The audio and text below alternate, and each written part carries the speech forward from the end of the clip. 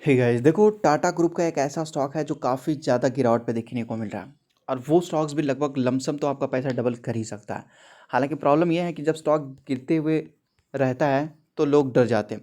लेकिन वही मैं आपको बोल दूं, कोई मतलब जो ऐसी कंपनी है जो अच्छी नहीं है, भले वो सर्किट में दौड़ गई या कुछ भी, तो लोग उसको खरीदने के लिए सोचते हैं क्योंकि वो भाग रहा है। मैं आपको बोलूँगा, हर वो भागती हुई चीज़ सोना नहीं होती, समझ रहे हो? उसी तरीके से हर वो चमकती हुई चीज़ सोना नहीं होती।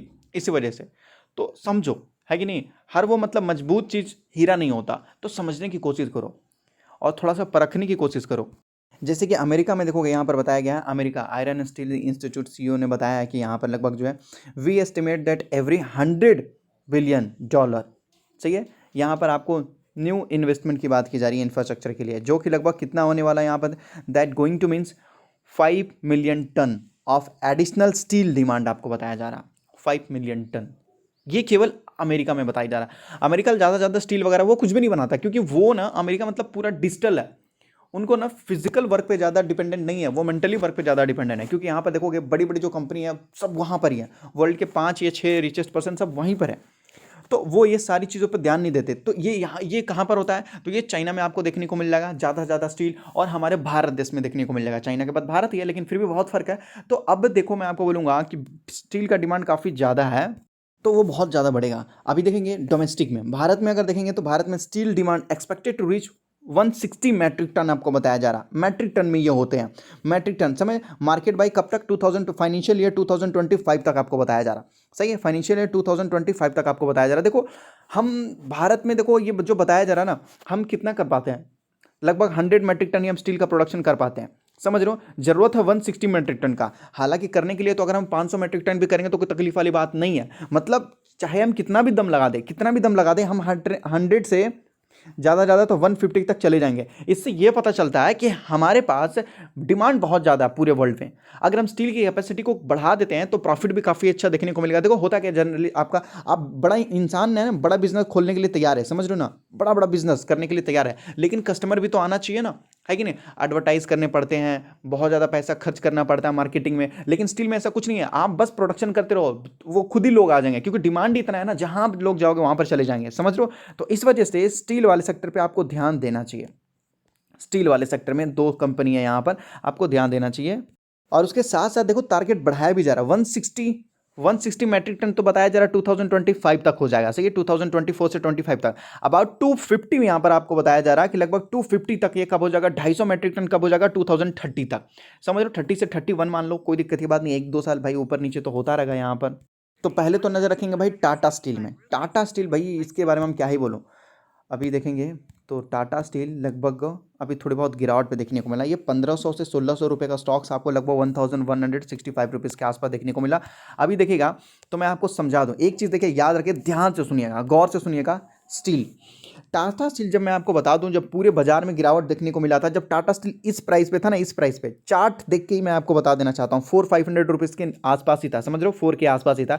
तभी मैंने आपको बता दिया था भाई, टाटा स्टील जो प्रॉफिट देगा ना, वो दुनिया में कहीं नहीं देखने को मिलेगा, समझ रहे हो? और मैंने ये सभी चीज़ें टेक्निकली भी मैंने आपको बताया था। देखो चार्ट पैटर्न भी एकदम एकदम फ्लो में है। अब स्टॉक नीचे मिला, अब यहाँ से जाएगा तो ऊपर ही जाएगा, ये पहली चीज़, समझ रहे हो? जब पहली यहाँ पर बहुत बड़ी गिरावट हुई थी, देखो बहुत बड़ी गिरावट हुई थी, अब दूसरी बार यहाँ पर देखोगे तो लगभग स्टॉक्स में भी काफ़ी ज़्यादा गिरावट हो चुकी है। लगभग 1500-1600 रुपये से ये स्टॉक्स लगभग 1000 रुपीज़ के आसपास आ चुका है। जो कि देखो 1 महीने में काफ़ी अच्छा गिरावट है। 6 महीने में देखोगे तो यहाँ पर लगभग देख सकते हैं काफ़ी अच्छा ऊपर से नीचे वाले लेवल में है कि नहीं है? लगभग 1500 रुपीज़ का ऊपर है। तो दोबारा बोल रहा हूँ कि गिरावट है, लेकिन इस गिरावट में आपको माल खरीदना है, समझ रहे हो?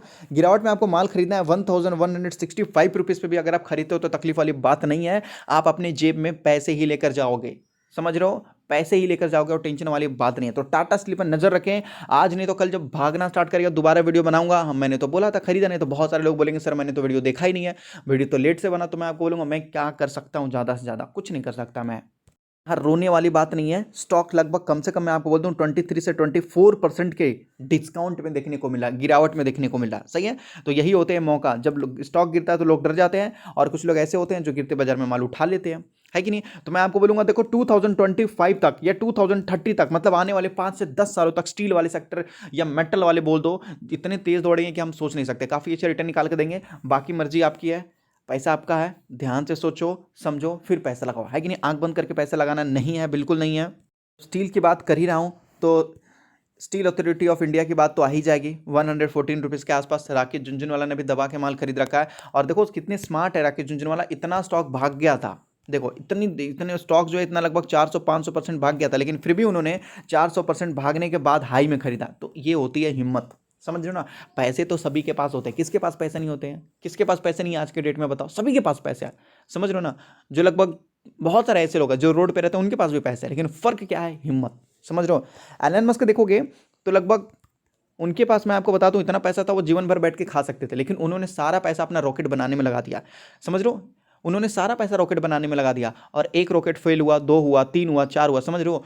उनके पास इतना पैसा तक नहीं था कि खुद का घर रहे, अपना घर तक बेच दिया था, सब कुछ दाव पे लगा हुआ था, सब कुछ दाव पे लगा हुआ था, समझ रहे हो ना। इसको बोलते हैं हिम्मत।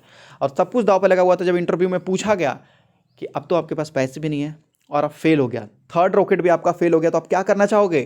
तो एलन मस्क ने बोला दोबारा ट्राई करूंगा, कभी गिव अप नहीं करूंगा मैं। और चौथे बार इन्होंने रॉकेट बनाया। मैं आपको बोला हूं, नासा ने भर भर के पैसे दिए। अमेरिका में आज के डेट में देखो तो वर्ल्ड के सेकंड रिचेस्ट पर्सन बन के बैठे हैं। इसको बोलते हैं हिम्मत। पैसे तो सबके पास होती है भाई, समझो। जब भी कोई स्टॉक्स में गिरावट हो ना, तो समझ लेना कि भगवान चेक कर रहे हैं कि लायक हो कि नहीं। मतलब अगर ये कंपनी गिर रही है तो आप उसको समझ सकते हो, लेकिन जब कंपनी भागेगी तो उतना डिजर्व करना भी चाहिए, है कि नहीं है। और अगर आप स्टॉक मार्केट में नहीं तो अपना डीमेट अकाउंट एंजल में ओपन कर सकते हो, जहां पर आप एनएससी बीएससी म्यूचुअल फंड कुछ भी खरीद सकते हो। जो चार्जेस वगैरह रहेंगे बहुत छोटे रहेंगे, demat account free, delivery charges free, केवल 20 रुपीज़ लगता है, वो भी इंट्राडे में। तो डिस्क्रिप्शन में लिंक है, मिनटों में जाकर अपना डीमेट अकाउंट वगैरह ओपन कर सकते हैं।